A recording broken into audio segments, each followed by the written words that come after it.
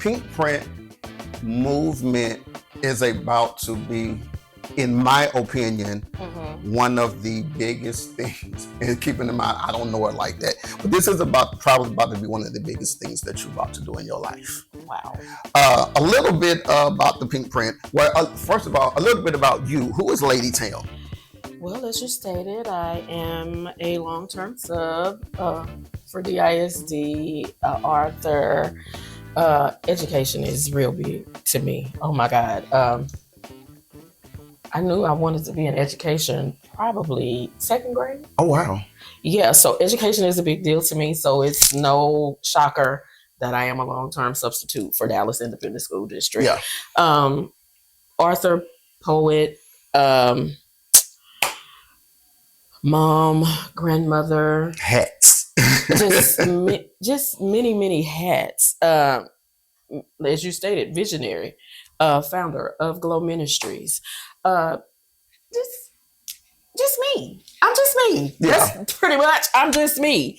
Just with a whole bunch of different hats. How did you come into ministry per se? Well, I've been in church all my life, to be quite honest. Yeah, I've been in church all my life. My mom was Sunday school teacher, as well as an evangelist. Shout outs to my late mom, Evangelist Doris Jarvis. She's the one that instilled ministry into myself and my sister. I have an older sister, Tracy. That's where ministry honestly started. But as far as like me stepping into personal ministry wise, it was because of the good Reverend, as you call him. Yes. Shout out, hey James. Hey James. Henderson, hey. But anyway, it was because of him. Okay, so crazy thing is, it's very vivid. I remember it like yesterday. The good Reverend, as you call him, we were on our way out of town. It was June of 2012. We're riding down 20 East and we're headed to Louisiana because he has a revival that he has to do down there. I can't remember if it was Shreveport or if it was Jonesboro, but one of them. We were on our way. And he looked at me, and this is in the midst of us just talking, laughing, having fun, singing, just being us when we go out of town, right? He said, "What did God give you to do?" And I was like, "What did he do? What did God tell you to do?" I said, "What you mean?"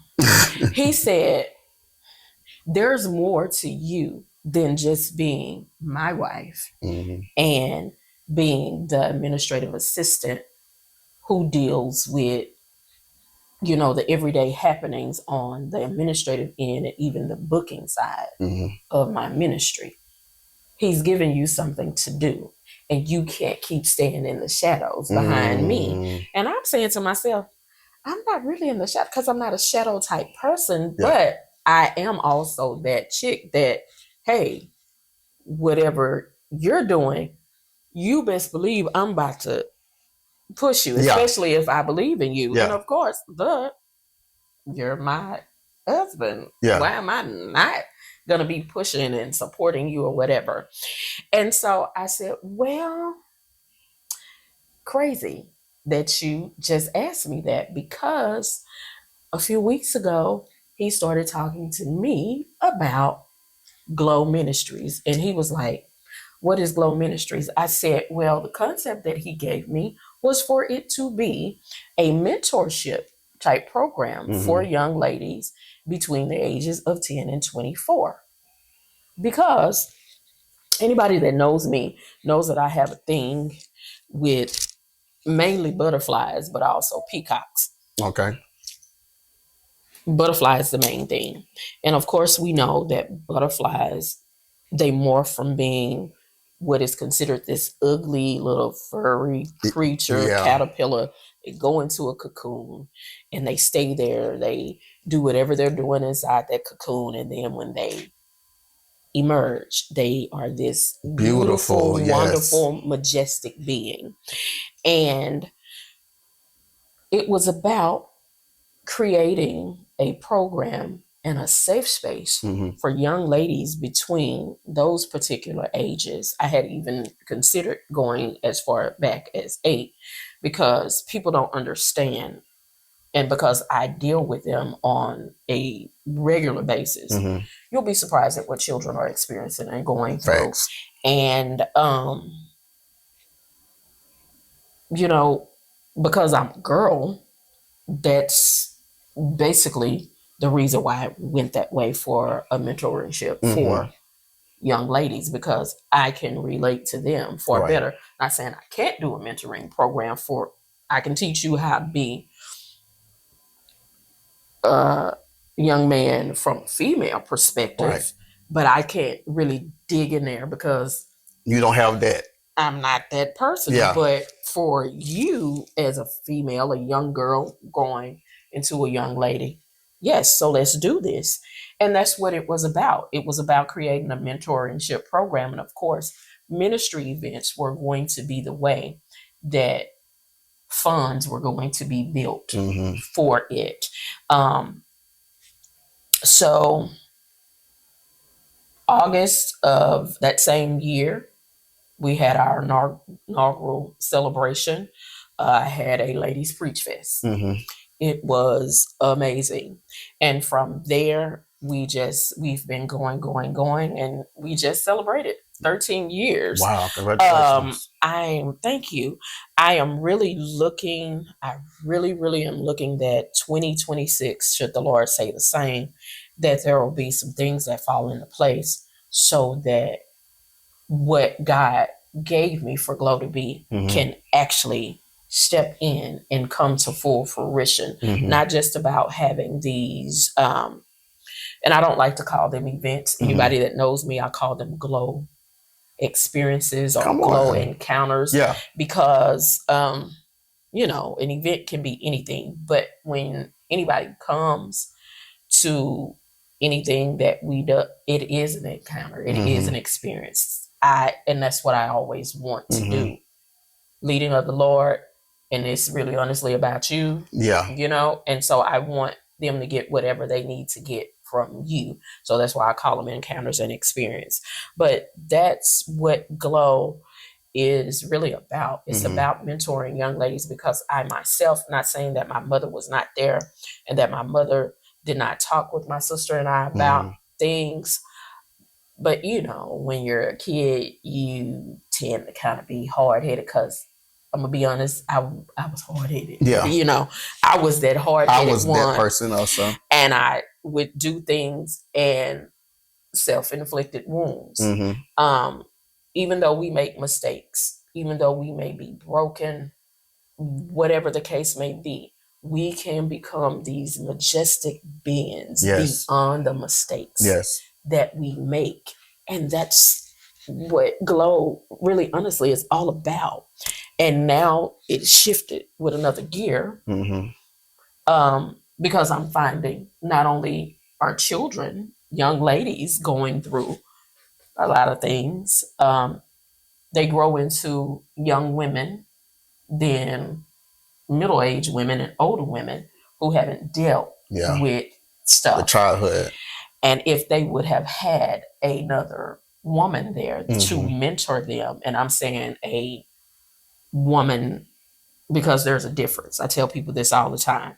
You have grown females and then you have mature women.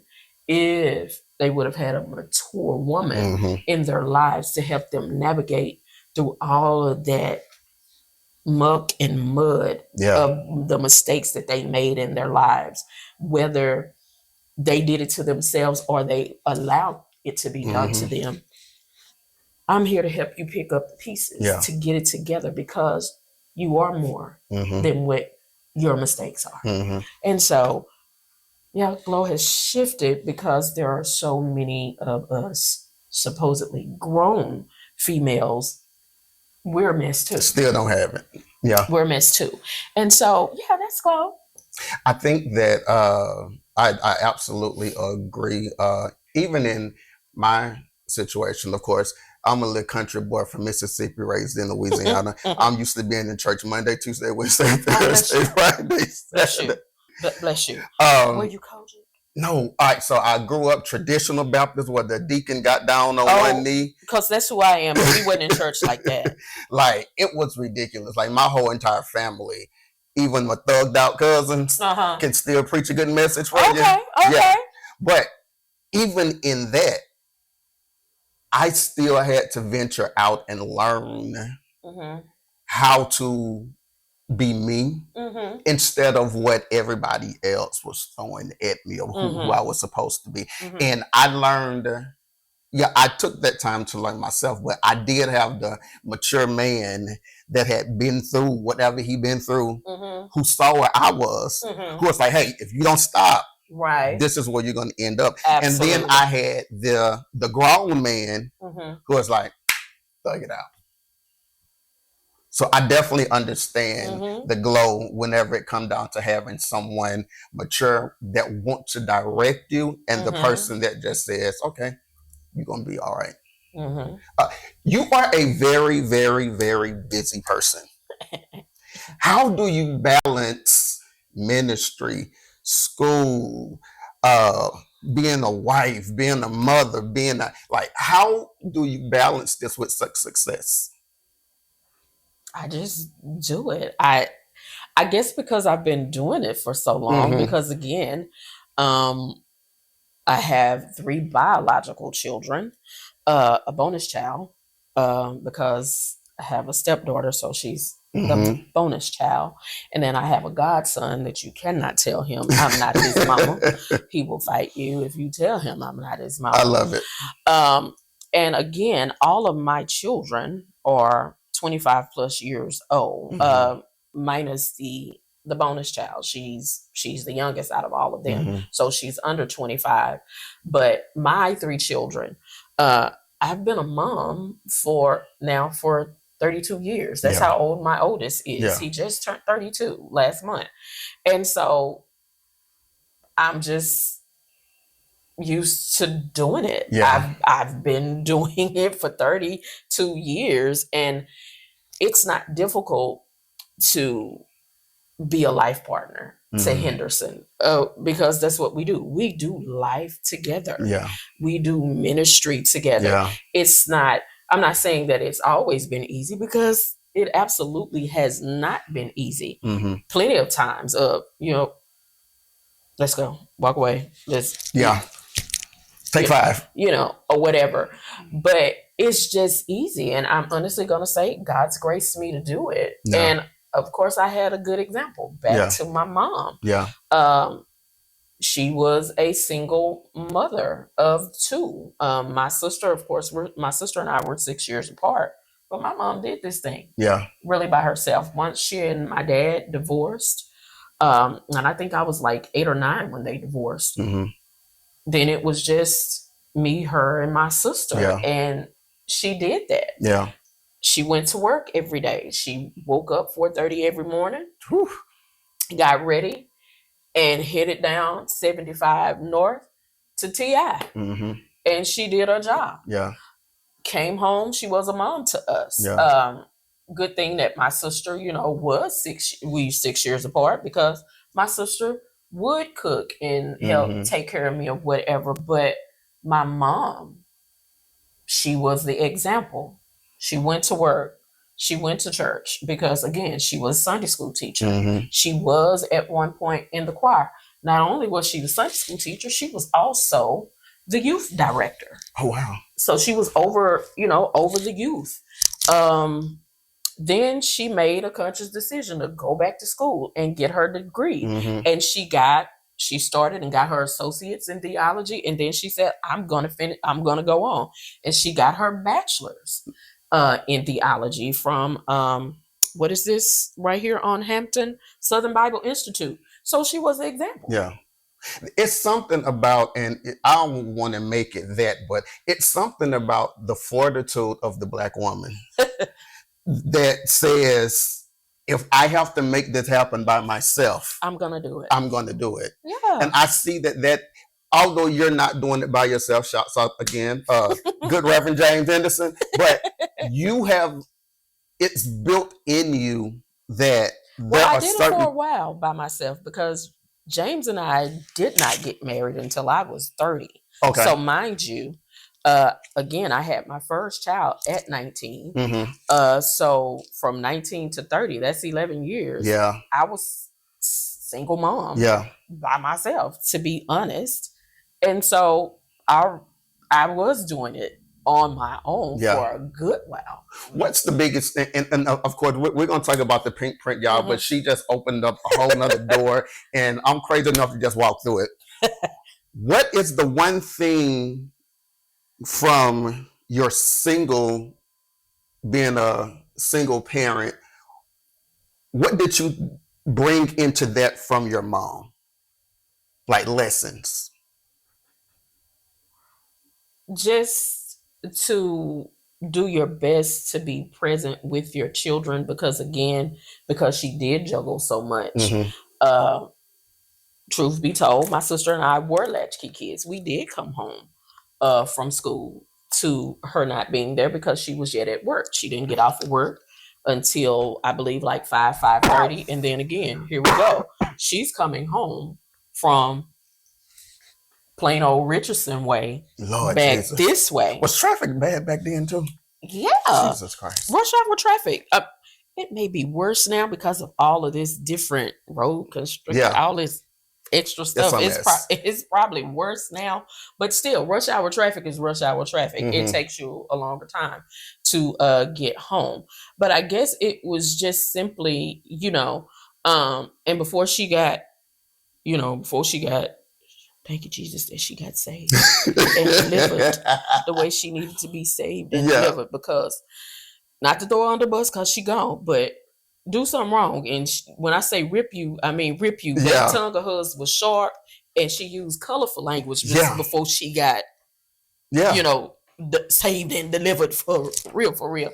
But it was just a simple fact of nobody else is here. And until, of course, she married my stepdad. When she married my stepdad, then bam, there was another person in the home. Mm-hmm. But at that particular time, by that time, I think I was a preteen. Okay. Or probably my early teen years. So again, all of that time, from the time I was 8 up until, I'm going to say, I think they got, let me think. I think they were 11, so preteen. I was 11 when they got married, her and my stepdad. So from the time, and of course, God rest his soul as well. My dad wasn't really around like that either. My dad was doing what my dad, was doing. So you could honestly say she was, although wife, she was still single mothering it, for real. And she just be there, be present as much as possible. And the one thing, and I say it all the time, people want to tag and say my youngest son is spoiled. I don't spoil children, because you have parents that believe in, because something is missing, then you have to compensate or overcompensate. My mother never did that with my sister and I. What my mom did, she gave us everything we needed. Well, she provided us with everything we needed and only gave us some of the things we wanted. And that is one thing for sure I took into that. I did not spoil my children with material things, because if you get them in that mindset, then as they grow older, they will always be expecting, I can always get whatever. No, you cannot always get whatever you want. You will absolutely be provided with everything you need. And I will periodically spurge every now and then and give you some of the things you want, especially when you're doing what you should be doing. My mom, that's what she gave to me, was the wherewithal to stand regardless of what is going on around you. You are able to do this on your own, and also provide. Always provide. Never, ever not provide for your children, because children don't ask to come here. Facts. We, as the people who make the conscious decision to do what whatever we do, we are saying that we're ready to take on that responsibility. Yeah. And so since you made the conscious decision to take on the responsibility, then be responsible. Do it, yeah. Yeah, so. Class is in, everybody. It's your boy Tazz. You are watching In the Spotlight podcast with Tazz, and I'm joined with the one and only, she's not a guest. From now on, when I see her somewhere, sis, what's up? It's the one and only Lady Tam Henderson. I want to get into it. The Pink Prince. What is the motivation behind it? Well, woo. Because I know so many people are so sensitive these days. Yes, but they are. It's my truth. And so I'm going to tell my truth. In the summer of last year, I'm going to tag it as a betrayal, if you will. Okay. That's how I'm going to tag it. Others may disagree, but that's how I view it. Somebody that I considered a friend and a sister just, I guess you can say, ghosted me. Based off of me telling her what the Lord allowed me to release to her. And crazy thing is that not the first time that she and I have ever gone through her ghosting me, but this last time was just, that was enough. It was so final for me. Like, okay, if this is where you are, this is what you want to do, then this is what we will do.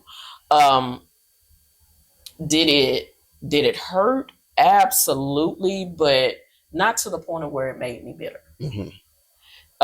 It actually created a movement to really sit with myself and say, you know what? Society already says that we as females don't know how to get along, that we really don't know how to be friends, that we can be laughing, giggling, and talking and loving on each other at 12 noon, and by 5 p.m. totally different. It's a totally different thing. And I was like, I am so sick of that narrative that we don't know how to get along. Because here's the deal. If we're really supposed to be sisters, if we're really supposed to be brothers, then we should be able, families should be that space where you're able to come hold those conversations. It might be some hard truths that we don't want to deal with, but we should be able to hold those conversations. And even if it gets heated, we don't fall out. And we don't say, I'm done with you. Again, back to my children, especially my boys and I. They already know they mom. You go to the left too far. Guess what your mama doing? You know what? Got you. I'm going to give you your little space, because apparently you need space because you've lost your mind. You've forgotten. You've forgotten who I am. And so let me give you your little space. But me giving you your space is not saying you're no longer my son. I'm not talking to you anymore. I said, now, if you, and I will tell them, but if you want to take it that far, we can. It's totally your decision. Not a problem with me. Because if you get me to the point where I say I'm done, that's real bad. Especially dealing with me. Anyway, it's real bad. But hey, I'm gonna give you your space, because at the end of the day, although you're my child, you're still an adult. You have a right to express yourself, but please remember who you're expressing yourself to. But let me go ahead and give you this space. If it's 3 weeks, 3 months, guess what? This is space this is the space that you wanted by the way you acted. But I'm not about to ghost you. And if you pick up the phone and call me within this time of whatever is going on, you need your I got you. That's what that is. We're in a situation with this. I'm calling, reaching out to you because apparently, because I can feel it in the spirit. Apparently, whatever I said to you, it affected you. It hurt you. It did something to you. Or either people around you have gotten in your ear and they've helped you come to this conclusion. But because I am mature, because I am a woman of God, because I do have a spirit of discernment, let me reach out to you because I'm your sister. Yeah. Now, we were supposed to be best friends for well over 15 years. But oh my God, found out, well, no, can't be. Yeah. Because this is not what we do. If that's who we're supposed to be to each other. And so I did my due diligence. I called, I texted, I inboxed. I did all of that to try to reach out so we could hold that conversation. She didn't want to. And so finally, God released me and said, hey, let it go. Yeah. Let her go. And when he said that, he started, and the crazy part is, this is what's so crazy before everything happened. At church, preacher is up preaching. I mean, he in the vein and I'm up pushing the preacher. This was during AIM, that particular year. He in the vein preaching. And if you will, God gave me a day vision. He showed me a pit of snakes. Oh, wow. And it was two very defying snakes in the pit of the snakes. And one of the snakes had her face on there. And I was like, hold on, God. Now, we're just now getting back in a place from where we actually went through whatever we went through in May of 2021. Same thing. Had a falling out. She didn't agree with whatever. I didn't agree with whatever. And she decided, I'm done with you. I'm not talking to you no more. Act funny or whatever. Yeah. And it took us a while to even get to the space that we had finally gotten back to. And then I said, now, God, no, now we're just now getting no. Yeah. And I mean, I'm really sitting in church while I'm looking at this pit of snakes. And I'm the preacher. Of course, people can't see my lips moving because they're not moving. I'm talking to him with him. Yeah. But I'm actually frozen. Yeah. During the service. It's like you mid pushing the preacher, and then all of a sudden you just freeze frame. And I'm just no, we're working on getting no. And then I said, you know what? I know not to, I'm smart enough to know not to argue with you. If you're showing me this, you're showing this to me for a reason. You're trying to prepare me for something.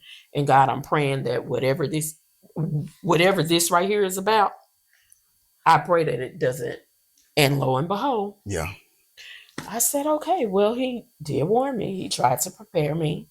And me being who I am, of course, I am trying to be a problem solver. I am trying to be the peacemaker. I am attempting to be who it is that I am. Yeah. Or whatever.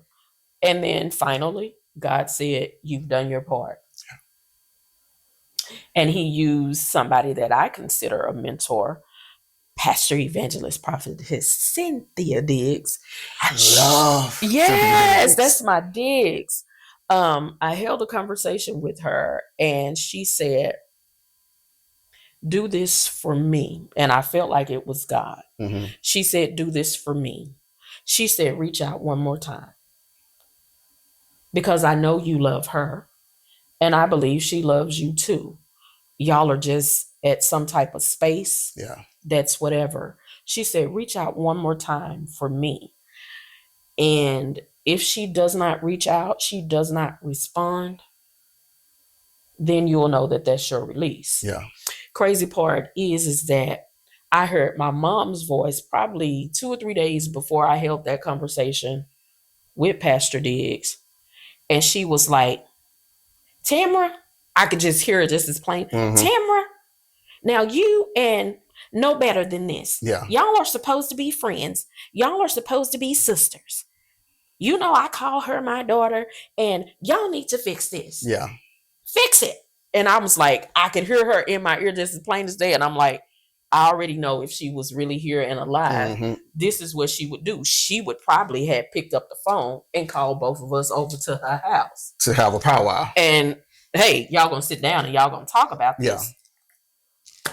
Well, I did what I was supposed to do. She did not respond. She did not reach back out. And so the release came. Yeah. And when the release came, then the release came. Yeah. He started, and when I say he, God started downpouring all of this stuff, the pink print. And I'm like, really? Yeah.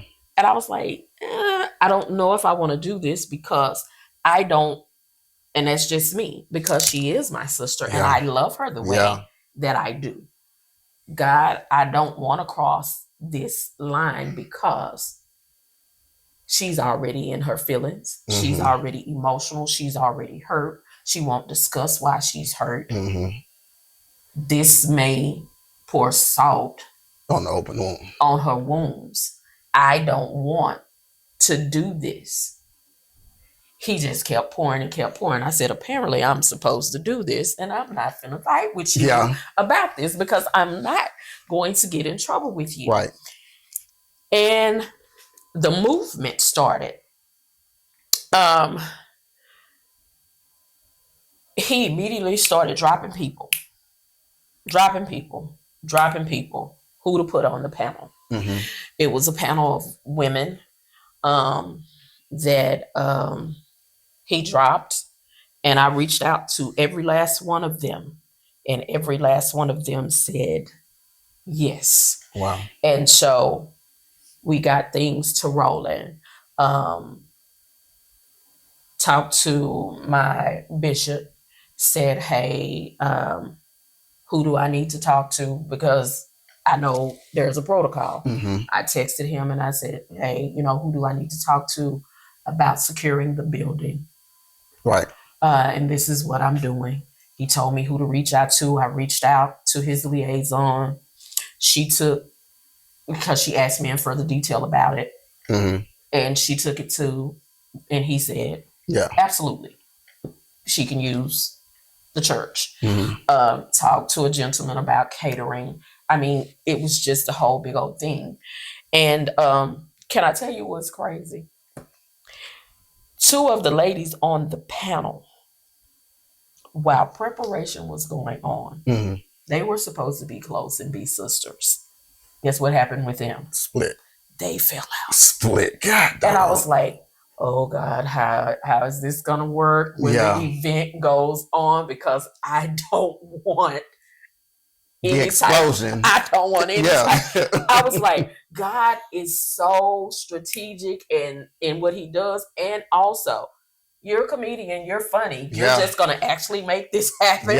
And and I went to Henderson and I was like, okay, here's the situation that's going on. Should I ask one of them not to be on the panel or no? He said, no, leave them both there. He said, I guarantee they will not cut up. I'm going to make sure they don't cut up. And I said, okay, God, you need to talk to me and tell me what to do. So, of course, he said when the event went on, have one on one end, and the other one on the other end. And, of course, everything worked out fine. I can't say if they've reconciled or whatever because that's none of my business.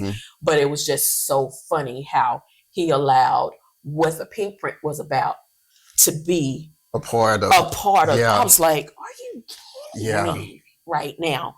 But the pink print, it was birthed because a sisterhood, a friendship that I thought was true and solid. Come to find out it wasn't. It wasn't all that. It wasn't. I was talking to my daughter the other day and I told her apparently there are still parts of me that need to heal because there are so many books that God's downloading in me that has to do with healing because I'm really now on a mission about people healing, not just us as females healing friendships and feelings and healing sisterhood. I want people, their childhood traumas, I want you to heal.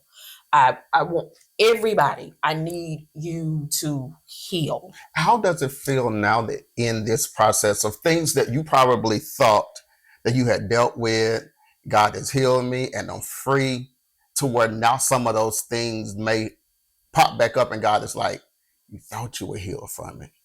Can I tell you what's crazy? I am in the midst of writing another book right now. It is about the levels of narcissism. And what triggered it was my daughter and I were talking. And she was saying how all of us, no matter how healed we say we are, no matter whatever, she said, everybody walking the face of this earth has some bit of narcissism in them. And I was like, girl, no. Yeah. That's what I was saying. And so as God is downloading all of these notes and things in me about the thing, I'm like, oh. Yeah. Yeah. I'm like, oh, snap. And, you know, and I'm like, okay, I thought I was good, because in writing it, it is triggering some things. Just like writing this, y'all. Hey, Pink Print Journal. Like writing this, because it was freeing, it was healing, but I was also noticing, you thought, as you stated, you thought you were healed from that particular thing that happened all those years ago. And here you are writing, and now you're noticing you really weren't healed back then like you thought you were, but you're healed now because you're writing it out or whatever. So it's like the writing is like, and it's like I have a book that's, if the Lord says the same, aiming to get it out in 2026, called The Child Within. It's about the 7 levels of childhood trauma. Okay. And I was like, oh my God, you're that particular parent. Oh, you did that to your kid. You need to apologize to your baby. And you need to heal from what it was that happened to you. And you, dog, you were good. And so the writing is so freeing. It's so liberating. It's so healing. But it's also discovery. Yeah. And it's amazing. What's the one thing that you discovered about yourself in doing Pink Print? Somebody gonna get mad at me. But I'm gonna say it anyway. What I discovered is that for so many years and so many of the friendships that I've had, that I was the friend, but they weren't. Yeah. Yeah. And it's like, but we called each other friend. We called each other sister. We called each other brother and sister. It's like, girl, you did this to yourself, so now you need to forgive you. Yeah. And that's the hard part, actually realizing that you done it to yourself. Because it's easy to be able to pinpoint and say, somebody else, you did this. But whenever you have to look in the mirror, or God be like, no, daughter, son, a lot of this stuff was self-inflicted. You did this. And then I also had to realize that there were some spaces where, although I was the friend, I wasn't the best friend that I could be to particular people. Just like with this situation that created this, when I did finally get to have a conversation with her, because I did earlier this year. I sat down because we were at a service together. And I said, hey, I need to speak to you for a minute. Came over, had a conversation. And I looked her in the face and I said to her, you know what? I want to apologize to you. And I said, here's why I need to apologize to you. I was your friend and you were supposedly my friend, but I was a married woman and you were a single woman. And I didn't set boundaries.